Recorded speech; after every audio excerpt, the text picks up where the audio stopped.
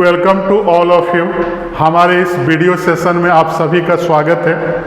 आज के इस वीडियो सेशन में हम लोग अर्थमेटिक मीन के एक रिलेशन का डिस्कशन करेंगे।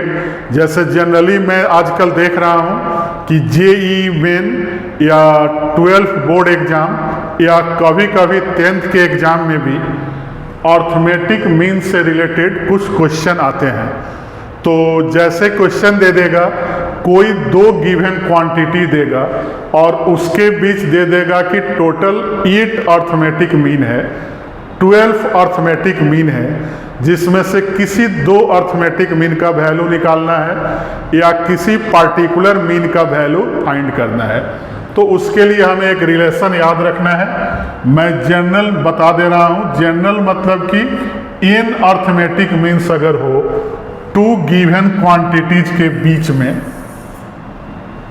n का वैल्यू कुछ भी हो सकता है, 5, 6, 10, 12, और टू गिवन क्वांटिटीज कुछ ले लेंगे।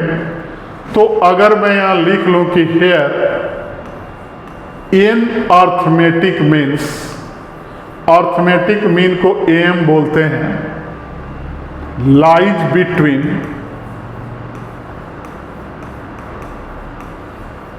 To given quantities A and B ले लिए, कुछ भी ले सकते हैं। तो मैंने ए एंड बी ले लिया कि ए एंड बी के बीच में n अर्थमेटिक मीन है। अब यहाँ देखेंगे कि हर एक मीन का वैल्यू कैसे फाइंड करेंगे। तो पहले मैं a1 का वैल्यू निकालूंगा, जिसे first mean, second mean, third mean.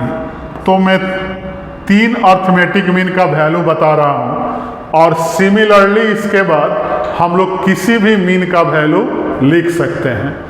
तो a1 का वैल्यू याद रखना है an प्लस बी और पूरे का बटा n प्लस 1। इसका एक और इजी रूल है, a के साथ n से 0 माइनस करेंगे और b के साथ 1 का मल्टीप्लाई करेंगे और n में 1 ऐड कर देंगे।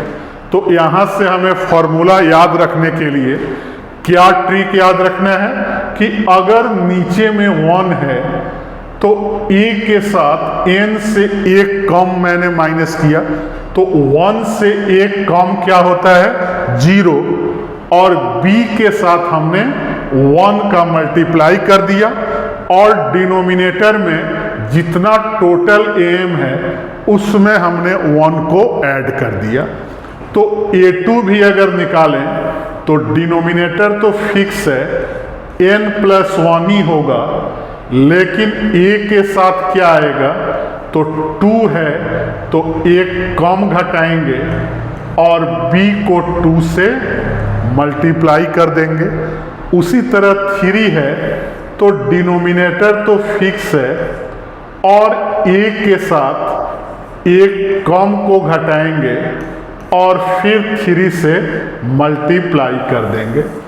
उसी तरह आगे अगर मैं A65 का वैल्यू पूछूं, तो अगर आपने समझ लिया पीछे, तो a के साथ क्या n के से क्या माइनस करेंगे, तो 1 कम 64 और b के साथ 65 का मल्टीप्लाई करेंगे और डिनोमिनेटर क्या होगा, n प्लस 1 ही होगा।